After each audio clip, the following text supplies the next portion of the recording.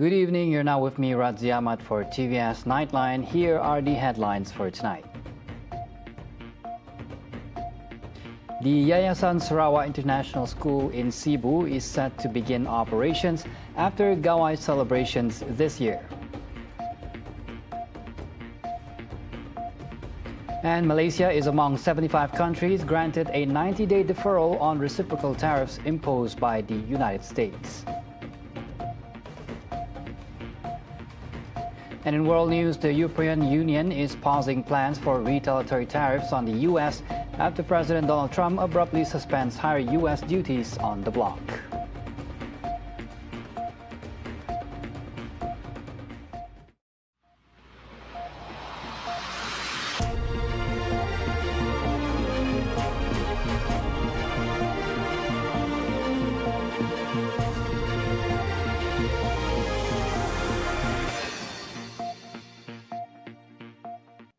The Yayasan Sarawak International School in SIBU is set to begin operations after the GAWAI celebrations this year. Deputy Sarawak Premier Dato' Amar Dr. Sim Kui Hian said 100 students now studying at the Petrajaya Kuching International School will be transferred to SIBU to further their studies. Dr. Sim said that so far, 3 international schools established by Yayasan Sarawak have begun operations, with 2 of them located Kuching at Mall 10, Jalan Penrisen and Putrajaya.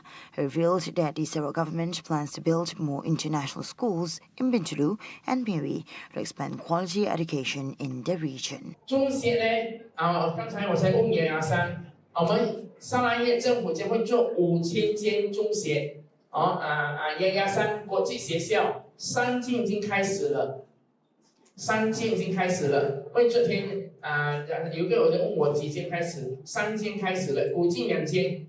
他1间的学生人数是1000个，1000个。如果你是 B40以下都是免费。如果你现在是缴离因为1间是在10多里，1间是在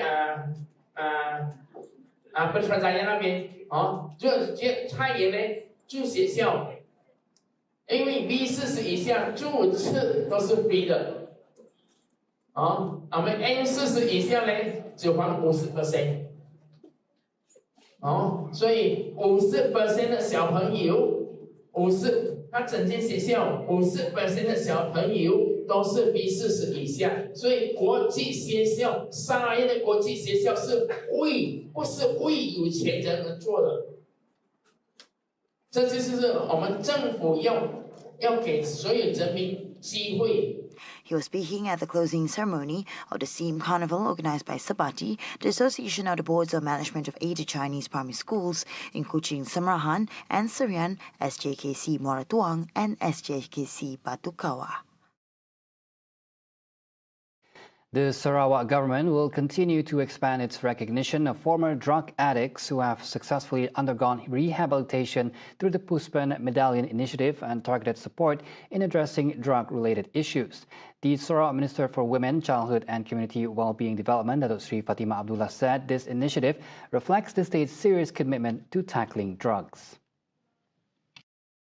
Tahun pertama dan kemarin kita telah beri pengiktirafan berdasar kepada nama-nama yang telah diserahkan oleh pihak ADDICTS kepada urus dia kita iaitu INTS.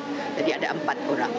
So we will continue to do this so that they know that their success is a success that is being celebrated not only by them but also by the whole community.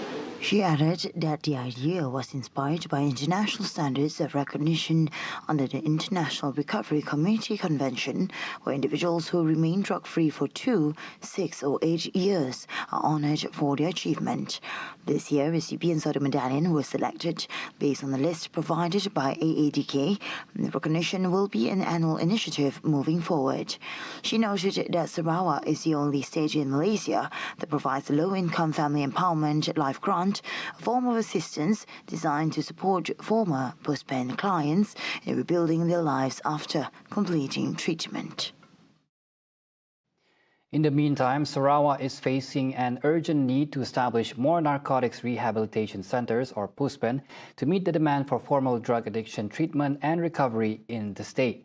With hundreds of addicts currently waiting in long queues to get treated, existing facilities can no longer cope with the rising demand.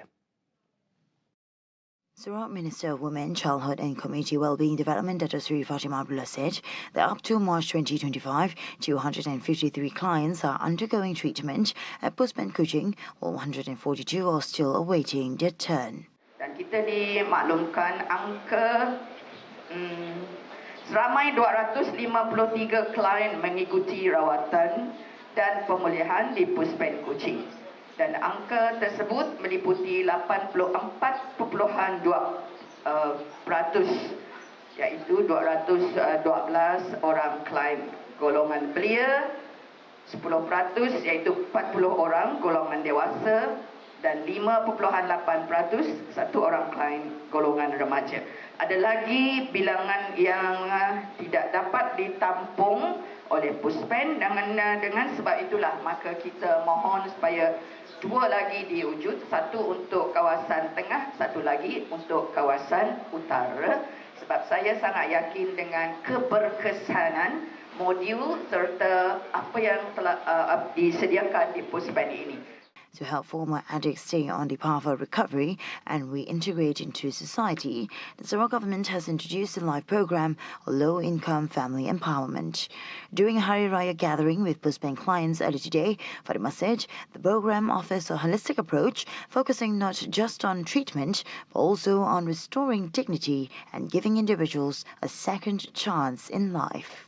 So low-income family empowerment. Bantuan modal bagi aktiviti peningkatan pendapatan, bantuan sokongan dalam bentuk pelbagai modal kepulihan, sama ada latihan pendidikan kesihatan, pemulihan secara one-off yang disediakan oleh jabatan ataupun agensi lain selain daripada agensi kita. The establishment of the Unit for Other Religions, UNIFOR, serves as clear evidence that the Sarawak government does not practice discrimination against any belief, but instead upholds the spirit of interfaith harmony. Sarawak Deputy Minister for Transport, Air and Road, Dr. Jerip Susil, said that UNIFOR also functions as a platform for the fair and inclusive distribution of assistance to all religious communities in the state. He added that the initiative reflects the continued commitment of the Sarawak government under the leadership of Premier Dato' Peningginan Sri Abang Johari Tunapeng to maintaining harmony and inclusivity among the state's diverse population. He said this when officiating a food bazaar and karaoke competition organised by the Chin Chin Thai Tea Association in Siburan on Wednesday.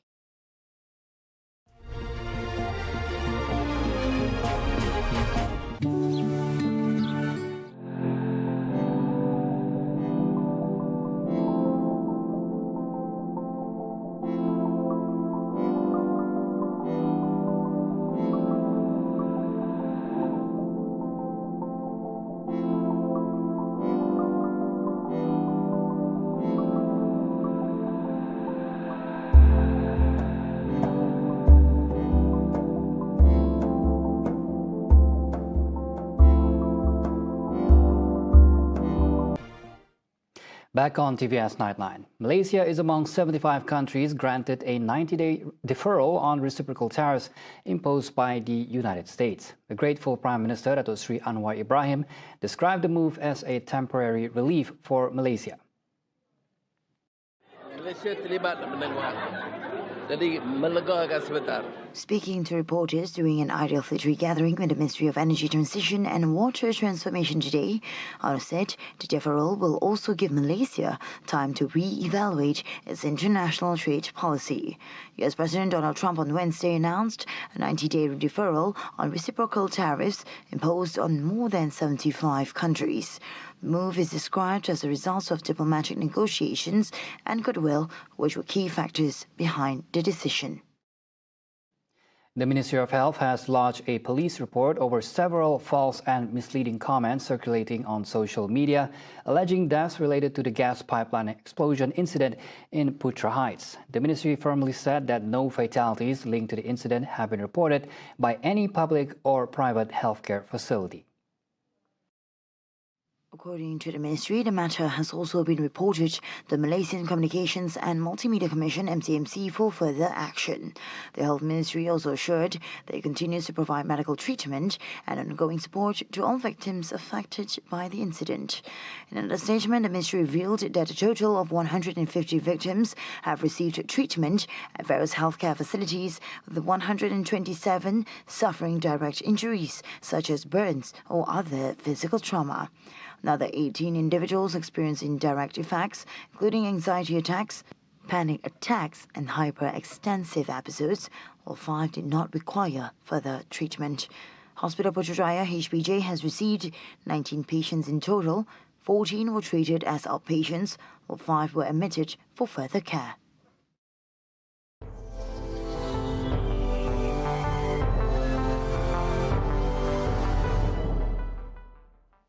The European Union today paused plans for retaliatory tariffs on U.S. goods after President Donald Trump abruptly suspended higher U.S. duties on the bloc and other countries, leaving China in the crosshairs of his trade war.